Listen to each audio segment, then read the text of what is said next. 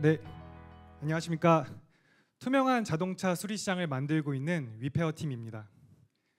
시작에 앞서 간단히 설명드리면 저희 위페어는 단순한 소모품 교환을 하는 메인터넌스 영역이 아니라 자동차 사고가 났을 때 외장을 복원하는 외장 수리 영역에서 서비스를 제공하고 있고요. 이 외장 수리가 가능한 업체는 우리 주변에 흔히 보이는 동네 카센터가 아니라 1, 2급 공업사, 자동차 종합정비업들이고 저희는 이들과 함께하고 있습니다. 오늘 저는 이 자리에서 진부하지만 꼭 들려드리고 싶은 저희의 스토리를 말씀드릴까 합니다. 지금으로부터 2년 전 저희는 엔틀러로부터 2억이라는 자금을 투자받으며 우리는 수리 시장을 투명하게 만들 거야 라고 야심차게 시작했죠. 그러나 다들 아실 거예요. 누구나 그럴싸한 계획을 갖고 있지만 처맞기 전까지는 이것이 잘 될 거라고만 생각합니다. 저희는 투자를 받으면 매출을 올리고 돈을 벌 거라고 생각했습니다. 매출은커녕 월급을 받지 못하는 날들이 다수였죠. 좋은 제품을 만들면 많은 사람들이 우리를 써줄 거라고 생각을 했죠. 그러나 비싼 비용을 들여 만든 제품을 출시조차 하지 못하는 경험을 하게 되었습니다. 정비업체랑 함께 하게 된 날에는 우리는 성공했어 라고 외쳤지만 오랜 기간 준비한 정비업체와의 계약이 한순간에 무산되기도 했죠. 그러나 저희는 포기하지 않았죠. 수많은 고객을 만나고 현장을 방문하며 1년이라는 짧은 시간 동안 거래액 10억 원 이상을 달성하고 월 매출 4천만 원도 만들어 봤습니다. 그리고는 투자를 받을 수 있다고 확신했죠. 100개, 저희가 그동안 만나온 투자사인데요. 저희는 단 한 곳으로부터도 투자를 받지 못했습니다. 그리고 항상 똑같은 질문을 받았죠. 너네가 다른 점이 뭔데? 진짜 문제 있는 거 맞아? 그리고 가장 듣기 힘들었던 것. 전 하나도 불편하지 않은데요. 네, 심사형님은 저희의 페르소나가 아니니까요 라고 말하고 싶었지만 그렇게 말하기보다는 우리를 찾는 고객들이 있다는 것을 지표로서 증명하려고 열심히 답변했습니다. 그러나 그 어떤 대답을 해도 그들에게 확신을 주지 못했죠. 그 사이 저희랑 함께 시작한 엔틀러 2기 포트폴리오사들이 빠르게 성장해가고 있었고 저희는 조급해져만 갔습니다. 그래서 우리를 증명하기 위해 사고 수리 시장에서 할 수 있는 서비스들을 무분별하게 런칭했죠. 그러다 보니 저희에게 남은 것은 알맹이 없는 사업과 투자를 위한 사업뿐이었습니다. 그리고 고민했습니다. 우리는 왜 투자를 받으려 하는 것일까? 생존 때문에? 이때 저희의 런웨이는 0개월이었습니다. 그러나 과감히 투자를 받지 말자는 결정을 했고 투자를 포기했습니다. 그렇다고 저희가 사업을 포기한 걸까요? 아니요. 저희는 고객이 겪는 진짜 문제를 다시 찾자라고 나선 것이죠. 그리고 매일같이 왜 이 시장은 투명하지 않을까? 왜 기존 플랫폼들은 실패했을까를 고민했습니다. 그리고 결국 찾았죠. 모든 문제는 정비업체에 있다는 것을. 수리 정보는 정비업체로부터 생성되는데 이 정비업체에서 소비자나 보험사에게 정보가 제대로 전달되지 못하고 있습니다. 근데 더 재미있는 거는 이 정비업체들조차도 정보가 없습니다. 그래서 저희는 알게 됐죠. 정비업체가 바뀌지 않으면 수리시장은 절대 바뀌지 않는다는 것을. 그리고 수리시장을 바꾸기 위해 정비업체를 디지털화하기 시작했습니다. 사실 저희는 자동차 외장수리 오토 플랫폼인 카닥 출신들이라서 처음부터 알고 있긴 했어요. 정비업체를 바꿔야 된다는 거. 근데 이 정비업체들한테 저희가 소비자를 확보해다 주지 않으면 이들은 저희 말을 듣지 않을 거야 라는 고정관념에 갇혀 있었죠. 근데 어떡합니까? 지금까지 저희가 소비자를 확보하는 과정에서 다 실패했고 그들이 저희에게 확신을 갖지 못했는데 다시 진짜 문제를 찾기 위해 정비업체로 갔습니다. 그리고 매일같이 그들과 함께했죠. 감사하게도 대표님들께서 소정의 월급은 주시긴 했습니다. 그렇게 저희가 해 나가면서 현장에 있다 보니 정말로 필요한 것들이 보이기 시작했죠. 필수로 해야 하지만 불편하고 오래 걸리는 작업을 찾게 됐습니다. 그 첫 번째가 매일 2시간을 낭비하고 있는 보험 청구 사진 관리인데요. 이들이 보험사로부터 비용을 지급받기 위해서는 차종별, 수리 공정별 사진을 찍고 이를 보험사에 청구해야 하는데요. 그 과정에서 작업자별 개인 핸드폰을 이용해 사진을 촬영하고 카카오톡으로 공유를 하거나 더 심한 곳은 아직도 디지털 카메라를 활용하고 있습니다. 사실은 벤츠 서비스 센터도 디지털 카메라를 활용하고 있죠. 저희는 이런 문제를 저희 앱 기반의 제품을 토대로 간단히 해결해 드렸습니다.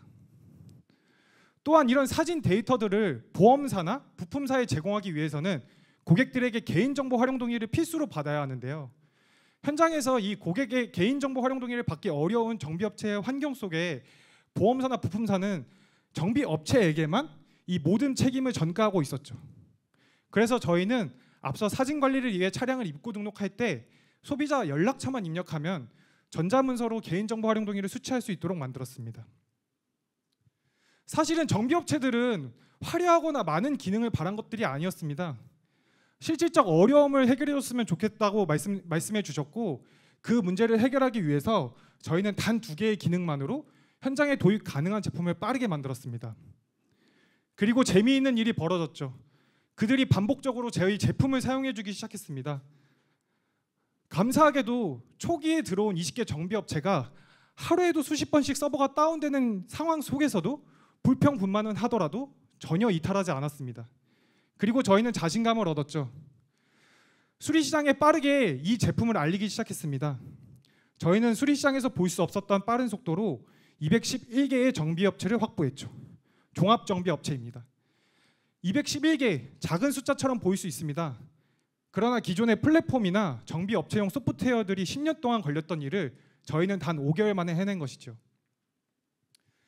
그리고 감사하게도 저희가 무료로 제공하는 소프트웨어에 정비업체 대표님들께서 너희는 뭐 먹고 살 거야? 라고 하고 돈을 주겠다 하셔서 저희는 유료화 시도를 빠르게 해봤고, 유료화 첫 달 50%가 넘는 업체로부터 구독료를 수취할 수 있었습니다. 저희는 지역별 조합과의 협력과 이 정비업체들도 2세 경영이 시작돼서 디지털화에 대한 니즈가 증대되는 흐름을 타고 연내 700개의 업체를 입점시키는 것을 목표로 하고 있습니다. 그리고 그중에 500개의 업체를 유료화해서 MRR 5,500만 원을 달성하며 3년 이내 전체 정비업체의 70%를 고객으로 확보해 연간 30억 원의 매출을 달성하고자 합니다. 여기까지만 보면 시장 너무 작은 거 아니야? 라고 생각하실 수 있습니다. 재밌게도 저희는 저희가 제공하는 제품을 토대로 보험사 외에는 유일하게 사고수리 현장 데이터를 수집하고 있습니다. 지난 5개월간 22만 장이 넘는 사고수리 사진 데이터와 8,000대가 넘는 사고수리 차량 정보를 확보할 수 있었고, 데이터를 기반으로 사업을 확장할 수 있다는 것을 검증할 수 있었습니다. 이 데이터는 단순 사고 사진 자료가 아닙니다. 애프터마켓 전체로 확장 가능한 자산입니다. 보험사와는 협력 네트워크를 관리하거나 보상 업무 효율화에 활용할 수 있고, 제조사에서는 인증 정비망 운영을 지원할 수 있으며, 부품사에는 부품 수요라든지 공급망 관리 및 지원을 제공할 수 있습니다. 더 나아가서는 정비업체 네트워크와 견적 데이터를 기반으로 소비자들에게 제공하는 B2C 서비스로 확장이 가능한데요. 저희는 가장 정확한 견적을 가장 빠르게 제공할 수 있고, 소비자가 위치한 지역에서 가장 적합한 정비업체를 가장 빠르게 매칭할 수 있습니다. 또한 실시간으로 업로드되는 사진을 기반으로 실시간 수리 과정 리포팅도 가능합니다.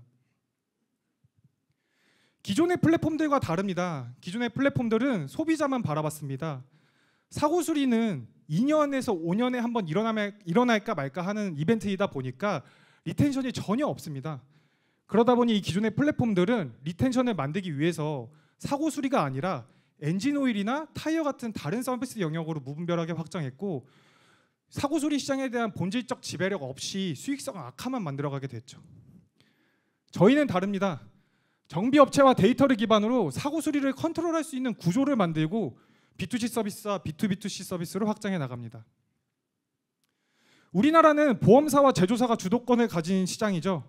그러나 이들은 사실은 수리를 통한 직접 이익을 창출하는 구조가 아니라 손해액을 관리하거나 고객에게 보다 나은 가치를 제공하기 위해 협력 네트워크를 운영하고 있고, 이 네트워크를 운영하는 데 많은 비용이 들어가다 보니까 후속 투자를 통한 성장 동기부여가 매우 부족합니다.